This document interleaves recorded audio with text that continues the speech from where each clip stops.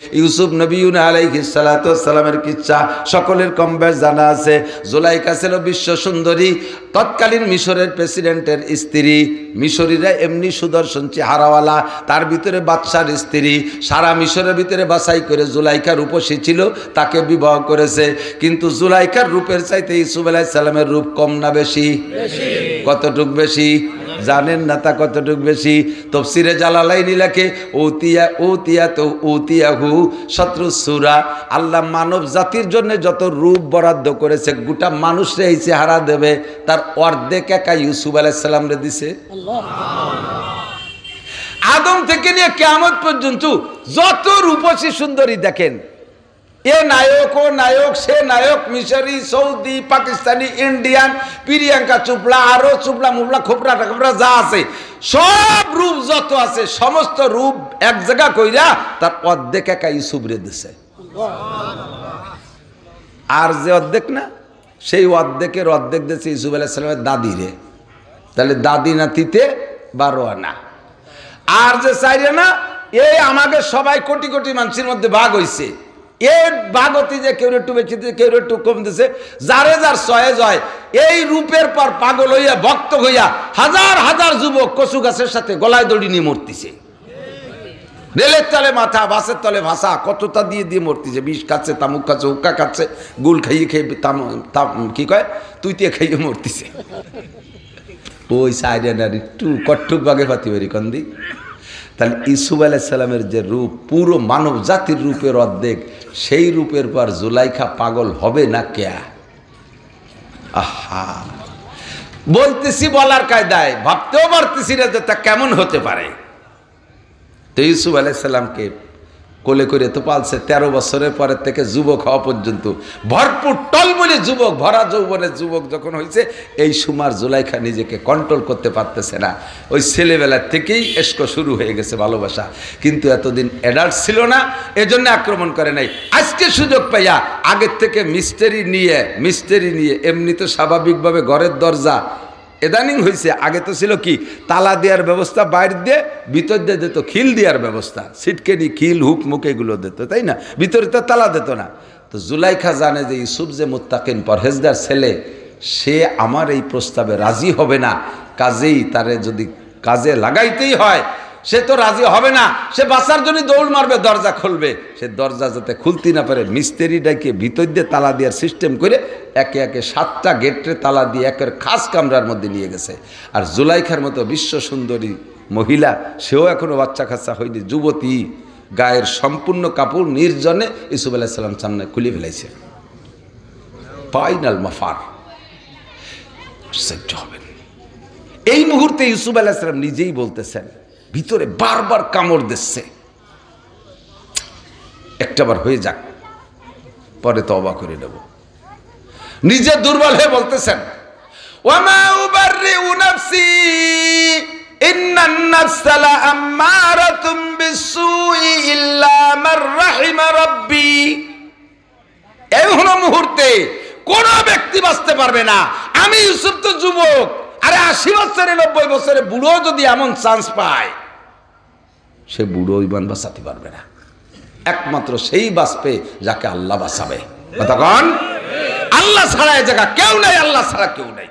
ওয়ামা উবাররিউ নাফসি ইন্নান নাফসা লাআম্মারাতুম বিসসু। শয়তানে তো চেষ্টা চালাই যাচ্ছে, এসে গেল কয়ে যাই। আমরা আপনারা কত বড় বেখবর আর বেখেয়াল, কি বলবো, আরো নিচের একটা শব্দ বলি, আমরা গার্জিয়ানরা কত বড় আনাড়ি। আমার মেয়ে কলেজে পড়ে, আমার মেয়ে ঢাকা বিশ্ববিদ্যালয়ে পড়ে, আমার মেয়ে পুলিশের চাকরি করে, আমার মেয়ে বিভিন্ন জায়গায় দূর সফরে চাকরি করে, সিঙ্গেলে শিকারে চাকরি করে, আর আমি আব্বা মসজিদে বসে সুবহানাল্লাহ আল্লাহু আকবার টিপতি তালে থাকি। কাদের সাথে চাকরি করে? কয় না, ওর অফিসের পুরুষরা সব আবু বকরের চাইতে দিনদার, বুজুর্গ, খুব নামাজি। কত বড় নামাজি, কত বড় নামাজি! ইউসুফ আলাইহিস সালামের চাইতে বুজুর্গ না। ইউসুফ আলাইহিস সালাম তাই নিজেকে বলে, ওমা উবাররিউ নাফসি, আমি দুর্বল হয়ে গেছিলাম, প্রায় বাঁচার উপায় ছিল না। সিদ্দিকা আয়েশা রাদিয়াল্লাহু তাআলা আনহা মেয়ে, আর আব্বা হলেন আবু বকর। যে আয়েশার চরিত্রের পবিত্রতা দিয়ে আল্লাহ তাআলা কোরআনে কারীমের ভিতরে আয়াত নাজিল করেছেন। আব্দুল্লাহ ইবনে উবাই ইবনে সুলুল আয়েশার সম্পর্কে একটা অপবাদ দিয়েছিল যুদ্ধের থেকে ফেরার পথে। আয়েশা পিছে রয়ে গেছে হাওদাজের ভিতরে, উটের পিঠে যে খাঁচা, এর ভিতরে আয়েশাকে উঠানো হয় নাই। আয়েশা ছোট মানুষ পড়ে রয়েছে। কত দূর যাওয়ার পরে হুজুর খুঁজে দেখে আয়েশা নাই। এরপরে কয় যাও, এক সাহাবারে পাঠাইছে, তুমি যাই আয়েশারে পাউচত নিয়ে এসো। উট দিয়ে পাঠাইছে, যাই দেখে আয়েশা বসে আছে, কাঁদতেছে। আলাদা একটা উটের পিঠে উঠাইয়া উনি নিয়ে চলে আসছেন। আসার পরে আব্দুল্লাহ ইবনে উবাই ইবনে সুলুল মুনাফিক, এত বড় পাগড়ি বান্দা, গায়ে বিশাল জুব্বা, এই আব্দুল্লাহ ইবনে উবাই ইবনে সুলুল আয়েশার সম্পর্কে অপবাদ দিয়েছে। আয়েশার সাথে অমুক সাহাবা এই অন্যায় করেছে। নবী আলাইহিস সালাতু ওয়াস সালামের কানে যাওয়ার পরে নবীও কেমন যেন সন্দেহ করা শুরু করে দিয়েছেন। এক মাস পর্যন্ত আয়েশা বাপের বাড়ি যে রয়েছে মনক্ষুণ্ণ। এক মাস পরে আল্লাহ পাক আয়েশার পবিত্রতা সম্পর্কে আয়াত নাজিল করে দিয়ে বলেন, ওগো নবী, আপনার আয়েশা অন্যায় করে নাই, আপনার আয়েশার চরিত্র শতভাগ পবিত্র আছে। কন্যা সুবহানাল্লাহ। আর ওই সাহাবা সম্পর্কে কোনো খারাপ মন্তব্য করবেন না। আপনার ওই সাহাবা তার সতীত্বে হাত দেয় নাই, সে বড় নিরাপত্তার সাথে পৌঁছিয়ে দিয়েছে। যে আয়েশার চরিত্র সম্পর্কে আল্লাহ পাক সার্টিফাই করেছে, ওই আয়েশার আব্বার নাম আবু বকর। আবু বকরকে তার বর্ণনা দিয়ে শেষ করতে পারবো না। কমপক্ষে এতটুক বলি, নবী পাক যে রাত্রে মেরাজে গিয়েছিলেন, মেরাজে যাইয়া সবে মাত্র বুড়া রফরফের থেকে নাইমা আরশে আজিমের উপরে পা রাখছে, আরশে আজিমের উপরে পা রাখছে। এখন মাত্র এই মাত্র নবী গেলেন। তার আগে নবীও কোনো দিন যাই নাই, কোনো কেউ তো যাই নাই, এমনকি জিব্রাইল ফেরেশতারাও পর্যন্ত যাইতে পারে নাই। আজকে হুজুর যে যখন আরশে আজিমে পা রাখছে, আল্লাহ পাক ডাক দিছে, আবু বকর, আবু বকরকে আল্লাহ ডাক দিছে। আবু বকর কয় লাব্বাইক আল্লাহুম্মা লাব্বাইক, বলি না সুবহানাল্লাহ, আল্লাহু আকবার। নবী থকে দাঁড়িয়ে গেছেন, ইয়া রাব্বি আজা আবু বকরিন কাবলা মাজি ফিল আরশ। আল্লাহ, আবু বকরকে আমার সে আরশে আজিবে চলে আসে, হুয়া আফজালু মিন্নি, সে কি আমার চাইতে দামি? আমি তো জানি আবু বকর মক্কায় আছে, আর আমি এই মাত্র আসলাম, আর তুমি আবু বকরকে ডাক দিলে, আর আবু বকর নিয়মতান্ত্রিকভাবে ডাকে সাড়া দিল। মনে হয় যেন নিকটে কোনো জায়গা আবু বকর আছে, সে কি আমার সে আগে চলে আসছে, সে কি আমার চাইতে দামি? আল্লাহ কয় না দোস্ত, আবু বকর তোমার চাইতে দামি না। আল্লাহু আকবার। বাদে খুদা বুজুর্গ তুই কিসসা মুক্তাসার, আল্লাহর পরে তোমার চাইতে দামি আমার সৃষ্টি জগতে কেউ নাই। তাহলে আবু বকর আসলো কি কইরা? আল্লাহ কয় এইটা তোমার আবু বকর না, এটা আমার আবু বকর। তোমার আর আবু বকরের প্রেম আর ভালোবাসা আমার এত ভালো লাগছে, এত ভালো লাগছে, যার কারণে আমি আল্লাহ তাআলা তোমার দুনিয়ায় তো তোমার আবু বকর আছে, আমি এখানে আরশে আজিমে একটা আলাদা আবু বকর বানাই নিছি। তোমার আবু বকরের যেই চেহারা, আমার আবু বকরের সেই চেহারা। তোমার আবু বকরের যেই কণ্ঠ, আমার আবু বকরের সেই কণ্ঠ। তোমার আবু বকরকে দুনিয়ায় যতবার ডেকে ডেকে তুমি আত্মতৃপ্তি নাও, আমার আবু বকরকে আমি এখানে পাইলে বাম্পার ইনকাম। খৈরুম মিন আলফি শাহর, 1000 মাস ইবাদতের চাইতেও বেশি নেকি। 1000 মাস মানে 84 বছর 4 মাস, 84 বছর 4 মাস অবিরাম সিয়ামুহা ওয়া কিয়ামুহা, লাগাতার রোজা আর নামাজ আদায় করলে যত নেকি, এই সবে কদরে এক রাত্রে তার চেয়ে বেশি নেকি। আর যে ইতিকাফ করে সে অবশ্যই সবে কদর পাইছে, এর মধ্যে চুলচেরা পরিমাণ সন্দেহ নেই। আমরা যারা বাইরে ছিলাম, আমরা সবে কদর পাইতেও পারি, নাও পাইতে পারি, ইতিকাফ আল্লাহর মিস নাই। এত বড় প্রতিদান, তারপরও নীতি কেউ রাজি না। 10 দিন, মাত্র 10 দিন। আর 10 বছরে ইতিকাফ করলে যেই নেকি, একটু ইকরামের কারণে সেই নেকি। মুসলমান তো হতে হবে আল কাইয়্যিসু মান দানা নাফসাহু ওয়া আমিলা লিমা বাদাল মাউত। চালাককে সমাজে, যে যত বড় সিটার সে যত বড় চালাক আমাকে সমাজে, তাই না? সিটার, বাটপার, দুঃখ, আরে চালাক আমাকে চেয়ারম্যান 10 টন মাল মারি দিয়ে সেই টিওনো চোহে গোলাফুলা দিয়ে কিভাবে কাটাই চলে আসলো। চালাক না হলে চালাক, তার এই চালাক না মারিংম্যান? মারিংম্যান না, এই মারিংম্যান। সিটারে আমরা চালাক কই। চালাক আমাকে নানটু 10টা টাকা নিয়ে বাড়িতে বাড়াইছে, এই দে ফরিদপুরিতে চলে গেছে মাগুরা, মাগুরাতে যশোর, যশোর থেকে খুলনা, খুলনার থেকে পিরোজপুর, পিরোজপুর থেকে বরিশাল, বরিশালের থেকে ভোলা, ভোলার থেকে ওই দিয়ে নোয়াখালী, নোয়াখালী যে চট্টগ্রাম, কক্সবাজার, টেকনাফ, এসব ঘুরে টুরে রাঙ্গামাটি লালমাটি সব ঘুরে সিলেট মিলেট ঘুরে ওই দায়িত্বে রংপুর খাগড়াছড়ি দিয়ে খাগড়াছড়ি তো দিক রংপুর পীরগঞ্জ বীরগঞ্জ ঠাকুরগাঁও পঞ্চগড় ঘুরে ফিরে আবার বাড়ি চলে এসে একটা টাকা খরচ হয়নি, 10 টাকা নিয়ে বেরোইছে। কোনো জায়গা ভাড়া দিইনি, কি চালাক। লাস্টে আরও আসার সময় 100 টাকা কামাই করে নিয়েছে আলাদা। সেটা কীভাবে করছে? হোটেলে যে খাইছে, খাওয়ার পরে হোটেলের দ্বারে হোটেলওয়ালার ক্যাশিয়ারের দ্বারে বসে গল্প সল্প টরে কিছুক্ষণ পরে বলছে, ভাই টাকা দেন না। খানিক গল্প স্বল্প কয়, ভাই টাকা দেন না। টাকা দিলেন না তো? কি টাকা? কয় 200 টাকা দিলাম, 100 টাকা খাইছে, আর 100 টাকা ফেরত দেবেন না। ক্যাশিয়ার হক্কা বক্কা খাই, তা নিয়ে যান তাড়াতাড়ি। আসার সময় দেয় যে ক্যাশিয়ারের সাথী ঝুলোনো, ওই সাথী এবার ধরে কয়, কও এটাও তোমাকে কও। তাতে লজ্জাতে ক্ষতি হচ্ছে না, সেটাও নিয়ে চলিয়েছে। এরে আমরা চালাক কই। চালাক কই রে? ইন্টারন্যাশনাল আবাল। চালাককে আল কাইয়িসু মান দানা নাফসাহু ওয়া আমিলা লিমা বাদাল মাউত ওয়াল আজিজু মান আতবা নাফসাহু হাওয়াহা ওয়া তামান্না আলাল্লাহ। বিশ্বনবী যাকে চালাক বলেন সেইটাই অরিজিনাল চালাক, ঠিক না? দুনিয়ার সবাই চালাক বলে, নবী তাকে বোকা বলে। অবশ্যই ওই লোকটা চালাক না, ওই লোকটা অবশ্যই বোকা। নবী পাক বলেন আল কাইয়িস চালাক। হে আমার যুবক বন্ধুরা শোনো, মুরব্বী বাপ ও ভাইয়েরা লক্ষ্য করি, আল কাইয়িসু মান দানা নাফসাহু, চালাক আর জ্ঞানী, হুঁশিয়ার আর বুদ্ধিমান। চালাক আর জ্ঞানী, হুঁশিয়ার আর বুদ্ধিমান ওই ব্যক্তি মান দানা নাফসাহু, যে নিজেকে নিজে দিনদার বানায়। আমাকে দিনদার বানানোর দায়িত্ব আমার।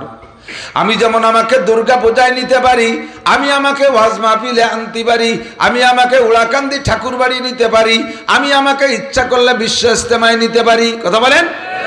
আমি আমাকে স্কুল কলেজে নিতে পারি, আমি আমাকে মাদ্রাসায় নিতে পারি, আমি দুনিয়ার আজেবাজে শিক্ষা সফরের নামে কক্সবাজার কুয়াকাটা বিভিন্ন পার্কে পার্কে যেমন ঘুরতে পারি, আমি একটা সংগঠন তৈরি করে যুবকদের একটা দল বানাইয়া আমি তবলিগে 1 চিল্লা 3 চিল্লা দিতে পারি।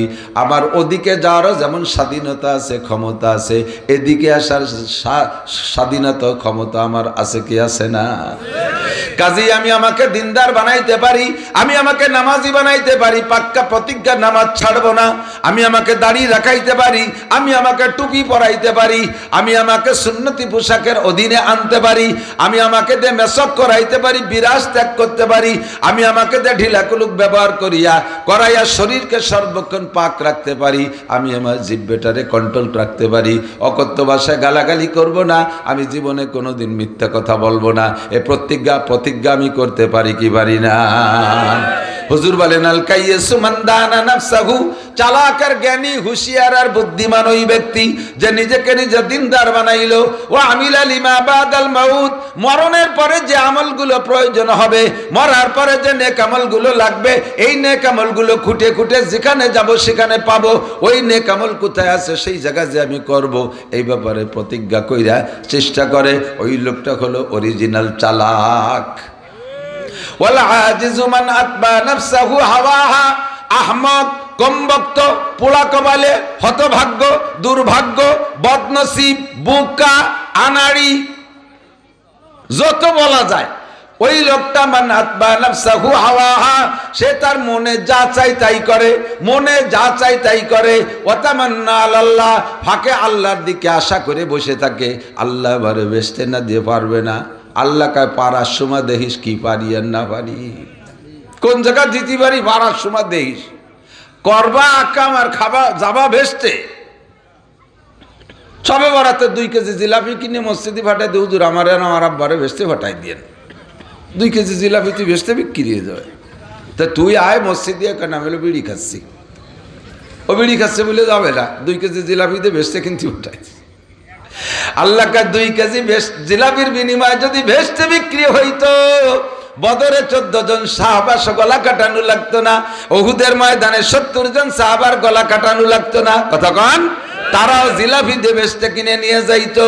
বেচতে অত সস্তা না, বেচতে সহজ, অর্জন করা সহজ। তবে জিলাপি দিয়ে নামাজ কালাম না কইরা সব হকগুলো আদায় না করে জিলাপি আর বিস্কুট দিয়ে বেচতে পাওয়া তো সস্তা না।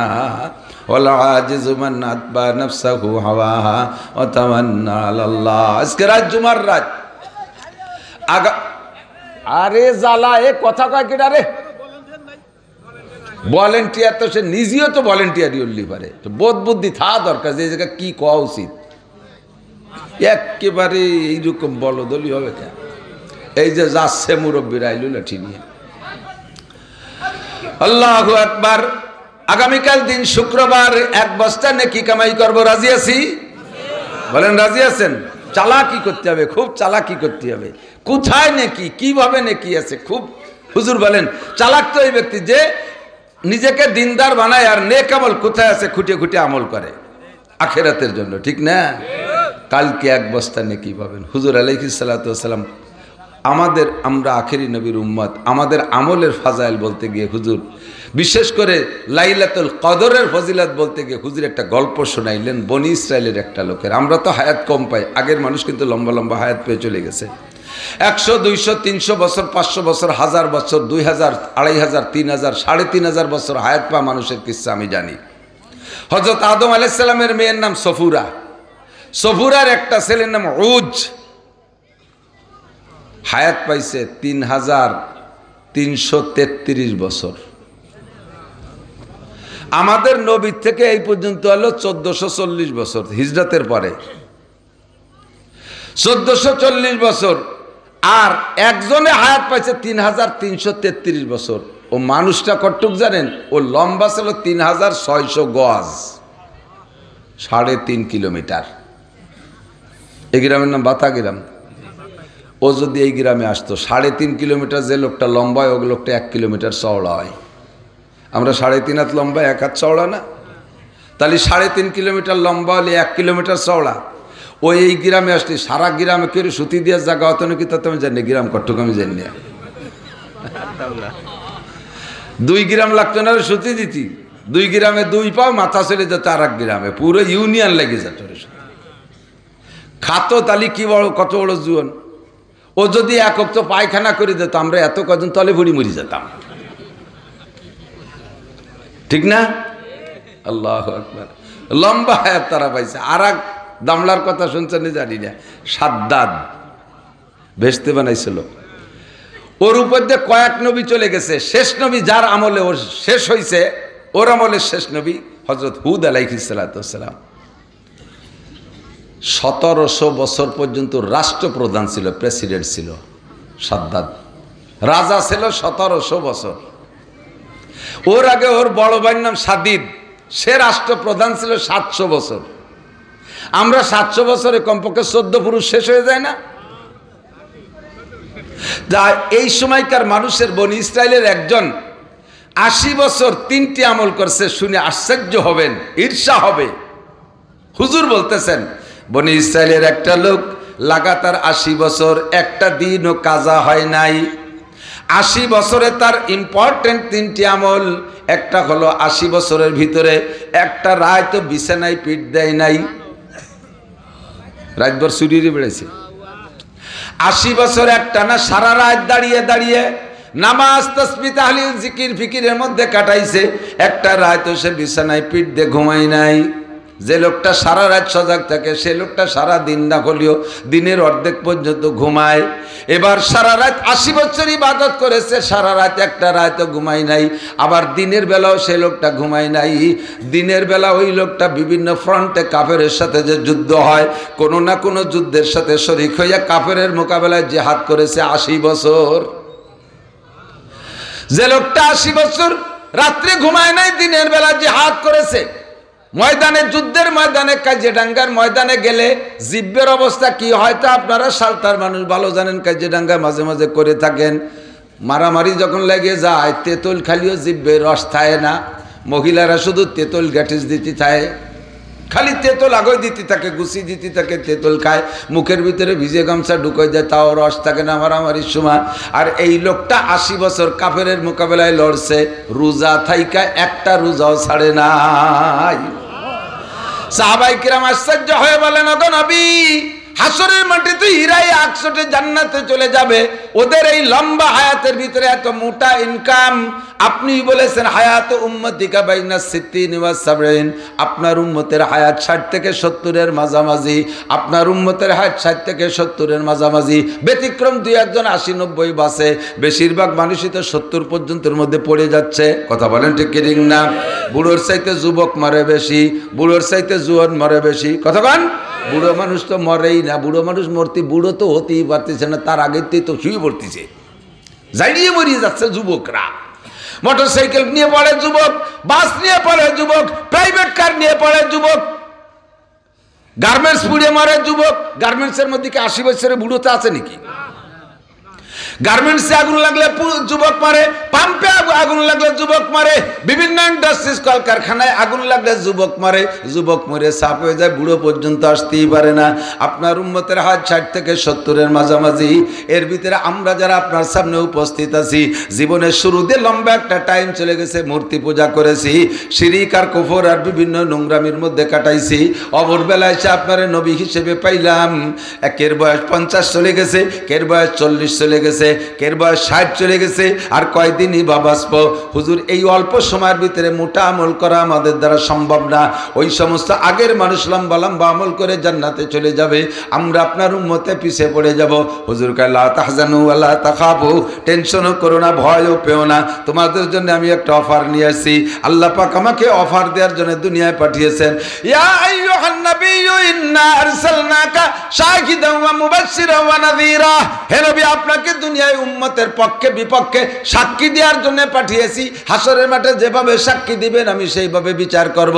2 নম্বরে মুবাশশিরান, উম্মতরে সুসংবাদ দেবেন, উম্মতরে সুসংবাদ দেবেন। হে আমার উম্মত, আল্লাহ পাক আমারে সুসংবাদ দিতে বলেছে, একটা সুসংবাদ শুনে নাও।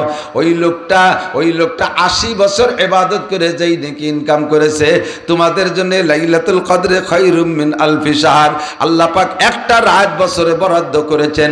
ওই এক রাত ইবাদত করলে ওই লোকের 80 বছরের ইবাদতের চাইতে বেশি নেকি দেওয়া হবে।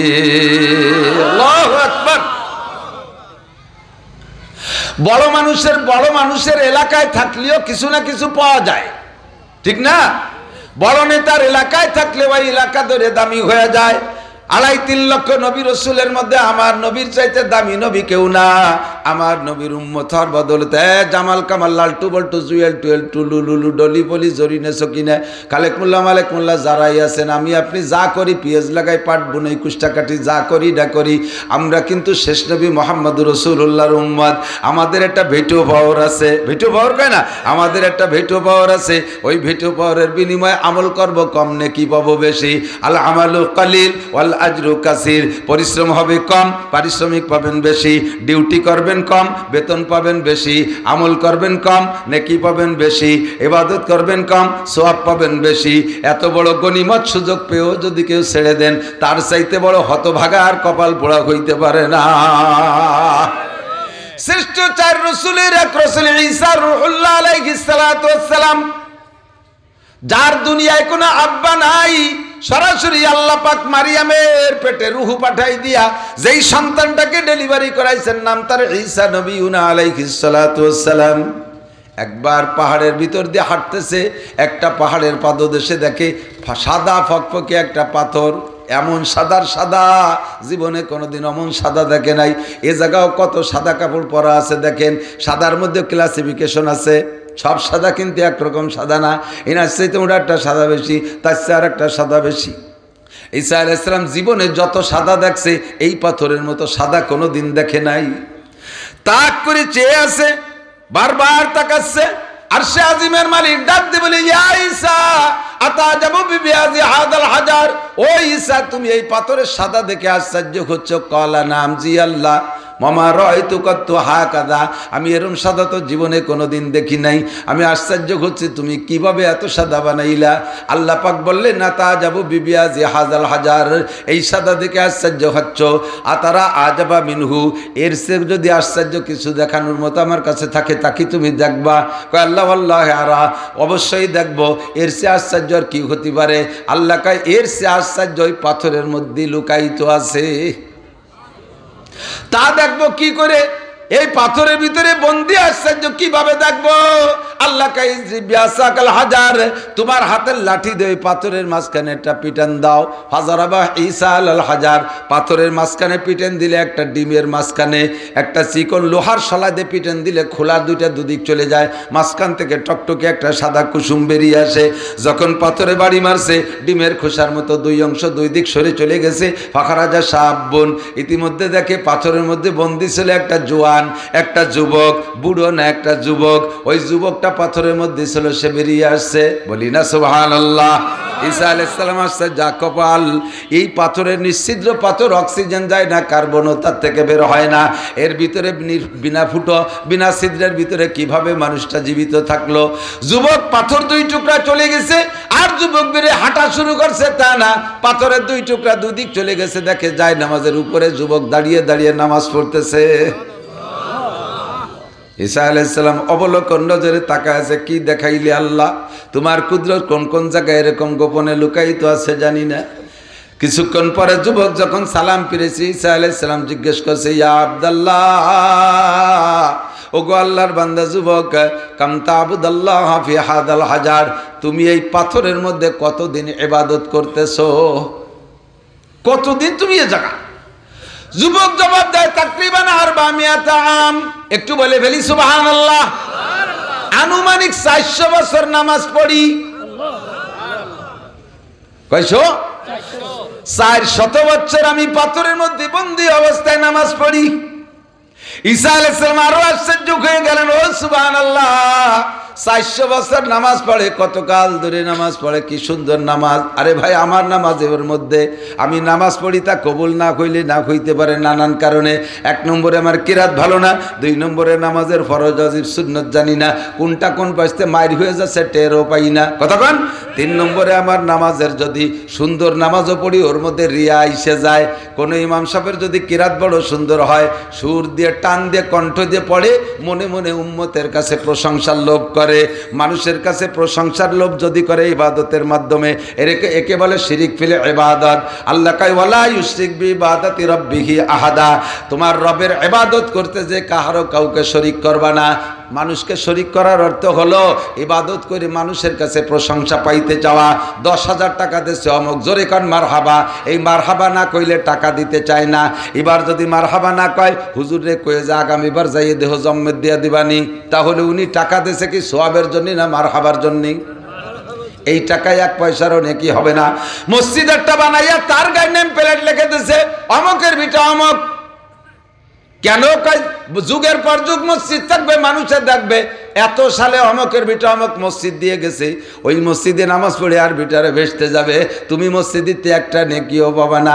একে বলে শিরিক ফিল ইবাদত। হজ করে আইসে এবার হাজী সাহেবের নামটা পোস্টারে লেখছে হজের পরে, কিন্তু আলহাজ শব্দ লেখে নাই। হাজী সাহেব স্টেজে আসে না, রাগ করে ভাষা ফিরেই দেয়, রাগ দিয়ে বসে রয়েছে নিচে, গড়েতেই বেরোয় নেই। কি খবর হাজী সাহেব আসে না কা? ওনার নামে শুরুতে আলহাজ লেখা হয় নেই। তাহলে তুমি হজ করছো কি জান্নাতের আশায় আল্লাহকে খুশি করার জন্য, নাকি আলহাজ লিখে সুনাম কামাই করার জন্য? একে বলে শিরিক ফিল ইবাদত। কথা বলেন, শিরিক ফিল ইবাদত। এই যুবক 400 বছর ইবাদত করেছে, তার পাগড়ি কেউ দেখে নাই, তার জুব্ব কেউ দেখে নাই, তার কিরাত কেউ শোনে নাই, তার কোনো কিছু কেউ দেখে নাই। যাহা করেছে একমাত্র কার জন্য? ঈসা আলাইহিস সালাম আশ্চর্য হয়ে কয়, আল্লাহ, আদম সন্তানের ভিতরে আমার মনে হয় এর চাইতে বেশি নেকি কামাই করা কোনো মানুষ হতে পারে না। 400 বছর নির্ভেজাল ইবাদত করেছে। ও আল্লাহ, একই দামি মানুষের সাথে আমার সাক্ষাৎ করাইলা। আল্লাহ পাক বলে, ইয়া ঈসা আতা যাবু বিহাজা, তুমি এই দিকে আশ্চর্য হচ্ছে এই খবর শুনে? কয়, রব্বুল আলামিন অবশ্যই আশ্চর্য হচ্ছি। আল্লাহ কয়, এর চেয়ে আশ্চর্য আর একটা খবর আছে, কব বলবো? আপনাকে কাছে তো আমি করছি না, আল্লাহ করছে ঈসা আলাইহিস সালামের। ওই ঈসা, এর চেয়ে আশ্চর্য খবর বলবো। আল্লাহ বলেন তা কি? কয় কি, এই যুবক 400 বছর ইবাদত বন্দেগী কইরা যেই পরিমাণ নেকি কামাই করেছে, আমার আখেরি নবী মুহাম্মদুর রাসূলুল্লাহ সাল্লাল্লাহু আলাইহি ওয়াসাল্লামের উম্মতের এনিম্যান এভরিবডি, একেবারে কৃষক মূর্খ, শিক্ষিত অশিক্ষিত, মাস্টার ডাক্তার ইঞ্জিনিয়ার, নারী আর পুরুষ, যুবক যুবতী, আবাল বৃদ্ধ বনিতা, যে শ্রেণীরই হোক না কেন, ওদের জন্য আমি বছরে একটা রাত বরাদ্দ করেছি। ওই এক রাত হয় লাইলাতুল কদর, রাতটার নাম হলো লাইলাতুল লাইলাতুল কদর। এক রাত ইবাদত করলে এই যুবকের 400 বছরের ইবাদতের নেকির চাইতে বেশি হইয়া যাবে।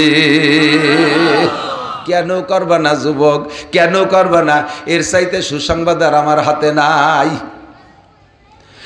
যুবককে ঈসা আলাইহিস সালাম জিজ্ঞেস করছে, যুবক তুমি এই 400 বছর ইবাদত করি এই পাথরের মধ্যে কি পেয়েছো? নগদ করো প্রতিদান তোমারে আল্লাহ দেশে, নাকি সব আখিরাতের জন্য বাকি রাখছে? যুবক কয় ওয়াজাতু শাইআইন, ও ভাই আমি দুইটা জিনিস পাইছি। একটা হলো এই পাথরের মধ্যে আল্লাহ আমাকে যেদিন বন্দি করে ফেলেছে, পাথরটা ছিল একেবারে মিশমিশে কুচকুচে কালো। আমি বন্দি অবস্থায় বাইরের কিছু দেখতেছিলাম না। আমি সুযোগ পাইয়ে ভিতরে ফাঁকা পাইলাম, দাঁড়িয়ে নামাজ পড়া শুরু করলাম। শ্বাস প্রশ্বাস আমার চলতে আছে, বুঝতে পারলাম যে আমি জীবিত আছি। তাহলে জীবিত থেকে আমি খালি খালি বসে থাকবো কেন? তাই আমি নামাজ পড়তে আসি, ইবাদত করি। দৈনন্দিন ইবাদতের ফোকাসে আল্লাহ তাআলা এই পাথরটারে কিছু কিছু করে ফর্সা করে, কিছু কিছু করে সাদা করে, করতে করতে এখন এমন অবস্থায় আসছে তোমরা আবার বাইরে থেকে না দেখলেও আমি পাথরের মধ্যে থেকে দুনিয়ার সব কিছু দেখতে পাই। আমি বুঝছি এটা আমার ইবাদত আল্লাহ কবুল করার বদৌলতে দান করেছেন। 1 নম্বর পুরস্কার। 2 নম্বর, জায়নামাজের পাশে দেখে বেমৌসুমি ফল, আনসিজন ফল, সব তরুতাজা ফল। ইয়া শাবাব আন্না লাকা হাদা, ও ভাই যুবক তুমি এই ফল কোথায় পাও? পাথরের মধ্যে। যুবক কয় এটা আমার আল্লাহর দান। আল্লাহ পাক রব্বুল আলামিন প্রত্যেক দিন আমার জন্য একজন ফেরেশতা মোতায়েন করে রেখেছেন। হাযা রিজকুম মিনাল্লাহ ইয়ারযুকুনি আল্লাহু তাআলা ফি কুল্লি মাররা সালাসা ফি কুল্লি ইয়াউমিন সালাসা মাররা মিনাল জান্নাহ। এটা হলো জান্নাতের ফল।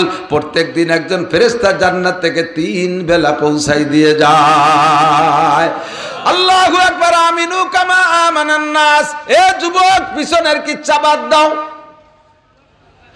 মাত্র 3 বছর আগে আফগানিস্তান বিজয় লাভ করেছে, স্বাধীন হয়েছে, জানেন না কিচ্ছা?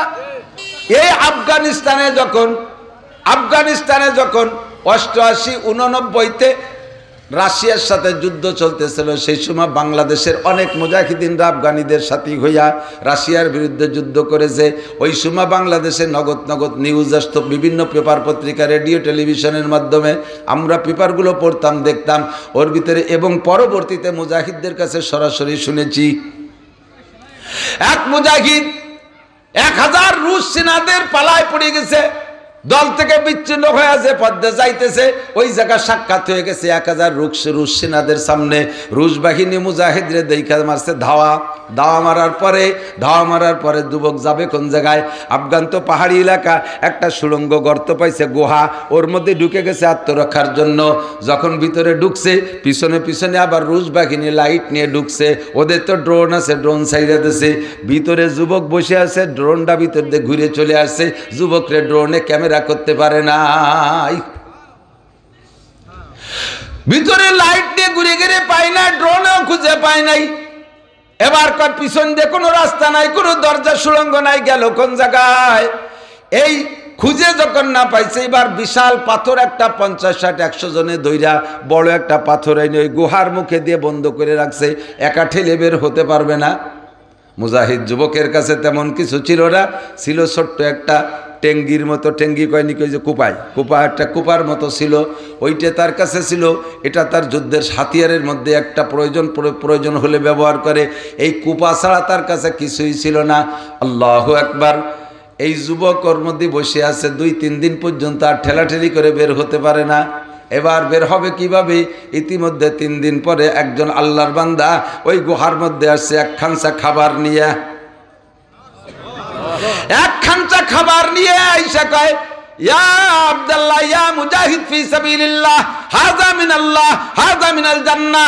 এইটা জান্নাতি খাবার, তুমি খাইতে থাকো। আর এই কুপা দিয়ে তুমি রাস্তা বের করতে থাকো, কুপাইতে থাকো। কুপাইতে কুপাইতে ওদিকে ঘোষণা হয়ে গেছে, অমুক মুজাহিদ রুশদের হাতে ধরা পড়ে গেছে, অমুক মুজাহিদ তারে গুলি করে মেরে ফেলাইছে। পাক্কা 1 মাস তার কোনো খবর নাই। 1 মাস পরে ঘুরতে পিছন দিয়ে যে তারপরে আলাদা রাস্তা বের কইরা সেখান থেকে বের হয়ে চলে গেছে। পরে মুজাহিদিনদের মধ্যে যে কিচ্ছা বললে, সবাই সবাই খুশিতে বাগ হয়ে গেছে আলহামদুলিল্লাহ। যেই লোকটা তারে এই গুহার মধ্যে খানা খাওয়াই গেল, 1 মাস পর্যন্ত প্রত্যেক দিন নতুন খানা খাওয়াই যাইতো। এটা হলো এই নবীর উম্মতের প্রতিদান। তুমি যদি ওইরকম ইমানদার হও, আমিনু কামা আমানান নাস, ওই মানুষদের মতো ইমানদার হইলে তুমিও যত বড় বিপদে পড়বা আল্লাহ তোমারে খানার ব্যবস্থা করতে পারে কি পারে না? ওমান ইয়াত্তাকিল্লাহা ইয়াজআল লাহু মাখরাজা ওয়া ইয়ারযুকহু মিন হাইসু লা ইয়াহতাসিব। হে যুবক, তুমি কেউরে কোনো অভিযোগ দিয়ে এড়াই যাইতে পারবা না। তোমার ভিতরে যদি তাকওয়ার পরহেজগারি আল্লাহর ভয় তৈরি করো, আল্লাহ পাক বলেন ওমান ইয়াত্তাকিল্লাহা, যে আল্লাহকে ভয় পায়, আহা এদিক, যে আল্লাহকে ভয় পায়, ইয়াজআল লাহু মাখরাজা, যত বড় বিপদে পড়ুক আল্লাহ সেখান থেকে বের হওয়ার বাঁচার ব্যবস্থা কইরা দেয়। বিশ্বাস হয়? জোরে কর হয়? ভয় করবো হাসিনা রে, খালেদা রে, এরশাদ রে, জিয়া রে, মুজিবার সাহেবকে? কোন সাপ কবরে ভয় পায় না। একে বলা কি বলা হয়? লা নাখাবু আহাদান ইল্লাল্লাহ। ভয় পাবে একমাত্র কাকে? আল্লাহকে ভয় পেয়ে তুমি ভিতরে একটা তাকওয়ার পরিবেশ তৈরি করো, যত বড় বিপদে পড়ো আল্লাহ বের করে দেবে সেখান থেকে।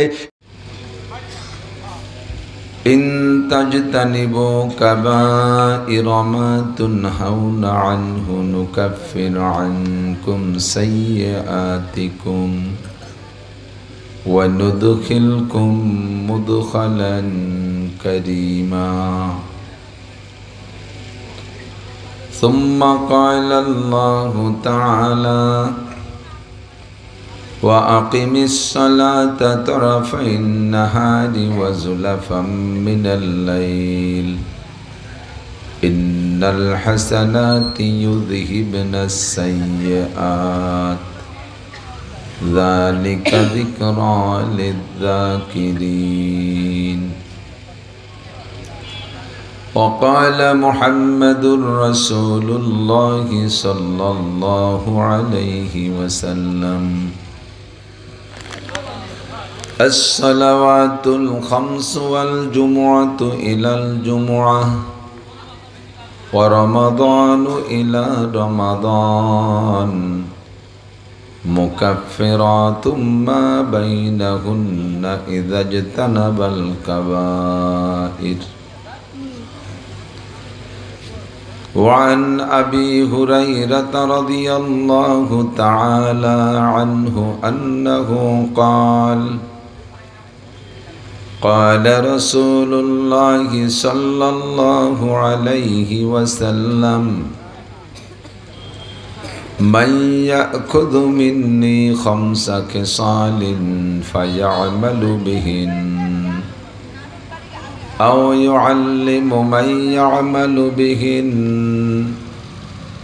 فقال أبو هريرة أنا يا رسول الله. فأخذ بيدي فعدهن فيها فقال اتق المحارم تكن أعبد الناس وارض بما قسم الله لك تكن أغنى الناس وأحسن إلى جارك تكن مؤمنا وأحب للناس ما تحب لنفسك تكن مسلما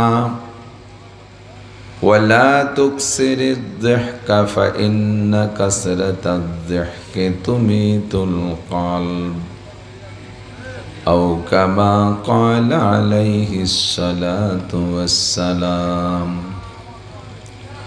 سبحانك لا علم لنا إلا ما علمتنا إنك أنت العليم الحكيم. رب اشرح لي صدري ويسر لي أمري واحلل عقدة من لساني يفقه قولي.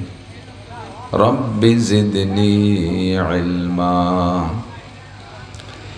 اللهم أرنا الحق حقا وارزقنا اتباعه وأرنا الباطل باطلا وارزقنا اجتنابه.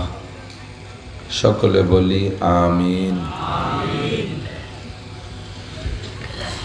ছোট বালিশ নেই, আমাদের গাড়িতে একটা বালিশ নেই, গাড়ির বালিশ।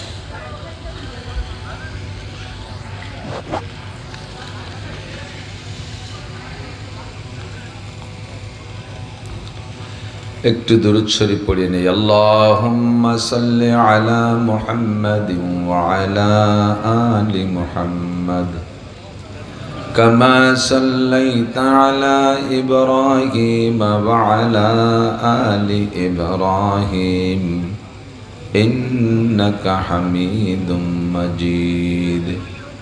اللهم بارك على محمد وعلى آل محمد كما باركت على إبراهيم وعلى آل إبراهيم إنك حميد مجيد।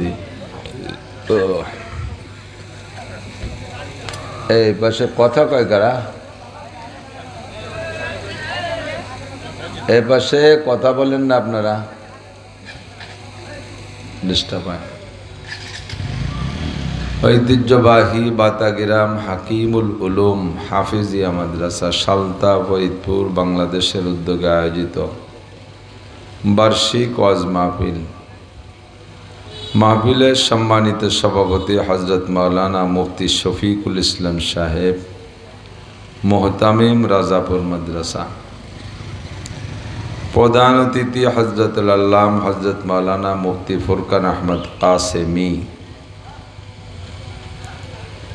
অন্যান্য দাওয়াতি উলামায়ে কিরাম,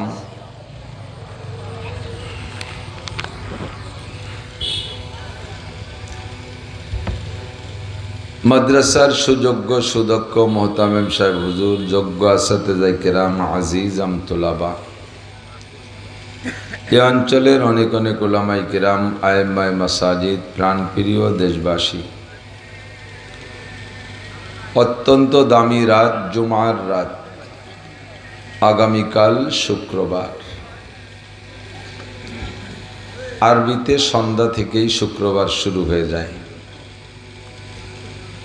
দামি রাতের দামি সময় পর্যন্ত আল্লাহ পাক হক্কানি রব্বানি উলামায়ে কিরামের কাছ থেকে আমাদের অনেক ভালো কথা শোনার সুযোগ করে দিলেন। শুকর আদায় করি আলহামদুলিল্লাহ। অবশেষে শেষ অধিবেশনও আল্লাহ পাক আমাদেরকে থাকার বসার মতো ধৈর্য দিয়েছেন। আমার সময় ছিল অনেক আগের, দুর্ভাগ্য না সৌভাগ্যবশত জানি না, আরও বেশি রাত্রে একটা মাহফিল ছিল জাস্ট এই টাইমেই। সেই মাহফিলটা ক্যান্সেল হয়ে যাওয়ার কারণে সেই টাইমটা আপনাদের জন্য দিতে সুযোগ পেয়েছি। হজরত মাওলানা মুফতি ফুরকান আহমদ কাসেমি বাস্তাতান ফিল ইলমি ওয়াল জিসম, একে তো দেওবন্দের পড়া, কাসেমি মানে দারুল উলুম দেওবন্দের ছাত্র। দ্বিতীয় নম্বর, আল্লাহ তাআলা তাকে মানানসই একটা বডি দিয়েছে। বক্তা হিসেবে যেমন বডি হওয়া দরকার সেরকমই আমার শ্রোতা হিসেবেও মানায় না। কণ্ঠ ভালো, আলেমও ভালো। সারা দিন দিয়ে আমি এমনি লুঙ্গি ভরে আইছি যে বাতাসে উড়ে ঘুরে দিতেছে এমন দেখতেছি।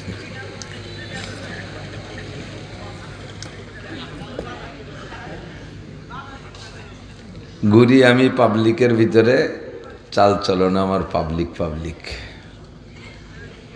আলহামদুলিল্লাহ। তো রেস্তায় আমার নাতি, তার নানি আমার ফুফতো বোন, বয়সে আমরা সমসাময়িক, একই চন্দ্রদিগলে মাদ্রাসায় পড়েছি। আমার 1 বছর পিছে ছিল তারা, আমি 1 বছরের সিনিয়র পড়ার সময়। আল্লাহ তাআলা তাকে বিশেষ করে 3টে কাজের জন্য দারুণভাবে কবুল করেছেন। 1 নম্বর, সে কর্মজীবনে ওখানে কথা কয়, আর এই কথা কয় এই যুবকরা তোমরা যদি কথা কও তাহলে কিন্তু দোষ দিবানি আর এক জায়গা। এই পরিবেশের আদব যারা বোঝে না, তাহলে আদব না বুঝলে কি হয়? কি হয়? আমি জুড়িতে এসে করলি এমনি গোপালগঞ্জের নাম শুনলি সবার এনে খারাপ ঠায় সেখানে রাগারাগি বাদাই নিল। আরো সালতানগর কান্দার মানুষ হেসাক ধরাই কাজিওর অভ্যাস। আমি কইলাম না তো বেয়াদবি যদি ছেলেরা করে তাহলে এর গোড়ায় চলে যায়, কিন্তু গোড়া পর্যন্ত। তো তার মা ভালো না, বাপ ভালো না, আদব লেহাজ শিখাই নেই, এই পর্যন্ত এসে যায় না কথা। তোমরা এই জায়গা কথা কইলে এই শক্ত কথাটা তোমাদের মুরব্বীকে পর্যন্ত চলে যাবে, কাজেই আদব রক্ষা করে চলতে হবে। আমার নাতিকে আল্লাহ তাআলা 3 কাজে দারুণভাবে কবুল করেছেন। 1 নম্বরে কর্মজীবনে আসার পরে সে সবসময় মাদ্রাসায় পড়ায়, এখনও মাদ্রাসার শিক্ষক। 2 নম্বরে দাওয়াতের পদ্ধতিতে আল্লাহ তাআলা হার শ্রেণীর মানুষ তৈরি করছেন। লিকুল্লি ফান্নিন রিজাল, প্রত্যেক বিষয়ে আলাদা আলাদা মানুষ আছে। সব কাজ সবাই পারে না, আর প্রত্যেকটা কাজই যদি সকলে পারতাম তাহলে ছোট বড়র কোনো পার্থক্য থাকতো না। মান সম্মান ইজ্জত পদমর্যাদার পার্থক্যে আল্লাহ তাআলা এগুলো সেট করে রেখেছেন। ওয়ারাফানা বা'দাকুম ফাওকা বা'দিন দারাজাত, আল্লাহ নিজেই বলেন আমার পক্ষ থেকে মানুষকে আমি ছোট বড় করে রাখছি। যদি তাই না হতো তাহলে মুসিরা জুতো বানাইতো না, জুতো প্রেসিডেন্টের জোড়া প্রেসিডেন্টেরই বানায় পায় দেওয়া লাগতো, যা জীবনও সম্ভব না, ঠিক না? প্রত্যেকের কাজ আলাদা। তো দাওয়াত ও তবলিগের যত পদ্ধতি আছে তার ভিতরে বক্তাদের বয়ানের মাধ্যমেও যথেষ্ট ফায়দা হচ্ছে। এক শ্রেণীর মানুষ সমালোচনা করে, সে এখান থেকে ফায়দা বোঝে না। বহুত বড় পণ্ডিত মানুষ, সে পণ্ডিত জাতির খবর রাখে না যে হাজার হাজার লক্ষ মানুষ জীবনে কোনোদিন মাদ্রাসায় যায়নি, যাবেও না। হাজার হাজার লক্ষ লক্ষ মানুষ তারা মাদ্রাসায় যায়নি, তবলিগে যায়নি, যাওয়ার সম্ভাবনাও ছিল না। আল্লাহর ফজলে মাঠে ময়দানে বক্তাদের এই সুললিত কণ্ঠ বিভিন্ন রং রস মিলিয়ে এই কথাগুলো তাদের শুনতে ভালো লাগে, এখানে আসে আর কিছুক্ষণ এই রং রসের ভিতর দিয়ে কিছু পুঁজিও জোগাড় করে নিয়ে যায়। একেবারে কিছু না হোক ফাঁকে ফাঁকে সুবহানাল্লাহ পড়ি না, মাঝে মাঝে জিকির করি না, এই লাভটুক তো হয়। তো এখানে তাদের অভিযোগ কেন তা আমি জানি না। তো আমার নাতি আলহামদুলিল্লাহ সারা বাংলাদেশে এ ব্যাপারে প্রসিদ্ধি লাভ করেছেন, গ্রহণযোগ্যতা পেয়েছেন, আল্লাহ তাআলা তাকে কবুল করেছেন। 3 নম্বরে প্রত্যেক বছর 2-3 বার করে হজ উমরায় যায়। হজে যায় একবার, উমরায় 2-3টি সাথী বাতি নিয়ে যায়। 30-40 বার হজ উমরায় গেছে। অথচ সে কিন্তু বাল্যকালেই মানে শিশুকালেই এতিম হয়ে গেছে। গোপাল চন্দ্র দিঘলিয়া মুসলিম এতিমখানার ছাত্র, সে এতিমখানায় পড়তো। তো মা লাগে না, বাপ লাগে না, মাটা বেঁচে আছে, বাপ নাই। কিছু লোক সামনে ডাকতে বসে কেন? যার বসার দরকার সে আসি বসুক, আমি সাথে যাবো কে? জায়গা আছে ভিতরে, ঢুকে বসুক। আপনারা যদি সামনে আগাই বসেন আপনাদের একটা লাভ আছে। একটু জায়গা ছেড়ে দিয়ে আগায় আসলে এর নাম একরাম, আর একরামের বদৌলতে 10 বছর এতেকাফের সওয়াব পাবেন। একেবারে আসান একটা ইনকাম। আর হুজুরও বলেছেন ওয়াইদা কিলা লাকুম তাফাসসাহু ফিল মাজালিস, আল্লাহ বলেন যখন তোমাদেরকে বলা হবে যে মজলিসে জায়গা হচ্ছে না, তো যদি বলা হয় তাফাসসাহু ফিল মাজালিস, একটু জায়গা করে দাও, যদি বলে কেউ, আল্লাহ বলেন কথা না বলি আর শুনতে থাকি, আল্লাহ বলেন যে মজলিসে জায়গা হচ্ছে না বলে যদি বলে যে একটু আগায় বসে জায়গা করে দাও, ফাফসাহু, তাড়াতাড়ি জায়গা করে দাও। আপনি হয়তো বলবেন যে আল্লাহ আমি কোন সময়তে আইসে এই ময়লা বিছনারে ফাঁসা দিয়ে বসে উঠেছি, মোটামুটি একটা সাফ সুতরা একটা পজিশন বানায় বসছি, এই ছাড়িয়ে দিয়ে আমি আবার একটা নর্মাল জায়গায় যাব, আমারে কি দিবা কও? যা দিবা তা যদি আমার পছন্দ হয় তাহলে ছাড়বো, নালি ছাড়বো না। এরকম যদি বলেন, আল্লাহ আগের থেকেই তার রেজাল্ট দিয়ে রাখছে, আফসাহিল্লাহু লাকুম, তোমার এই বাতা গ্রামের জায়গা চাইতে জান্নাতের জায়গার দাম অবশ্যই বেশি। যতটুক জায়গা ছেড়ে দেবা কমপক্ষে অতটুক জায়গা জান্নাতের মধ্যে দেওয়া হবে। বিশাল অফার না? আল্লাহ পাক রব্বুল আলামিনের হাতে তো অভাব নাই, তো দেবেন তো অসুবিধা কি। আর যদি একরামের সাথে আগায় আসেন, একরামের বদৌলতে হুজুর আলাইহিস সালাম বলেন ন্যূনতম ছোট থেকে ছোট একটা একরাম করলে আল্লাহ তাআলা তাকে 10 বছর এতেকাফের সওয়াব দান করে। রমজানে 10টা দিন এতেকাফ করতে লোক খুঁজে পাওয়া যায় না, কিসেন কিনে এতেকাফে বসানো লাগে, কামলা কিনে, ঠিক না? এতেকাফে বসেন 5000 টাকা দেবানি, কারণ মহল্লার গোষ্ঠী শুদ্ধ সবাই গুনাহগার হয়ে যায়। মাত্র 10 দিন, অনলি 10 দিন দাইয়ে পাইয়ে না পাইয়ে এতেকাফে কয় বুড়ো বাকড়াই আথাল কুড়িয়ে প্যারালাইসিসের রুগী এই কয়টা ঠেলিয়ে ঠুলিয়ে আতাসাং করে মসজিদে শোয়াই থুই আসে। এতেকাফের নাম হলো এতেকাফে বসা।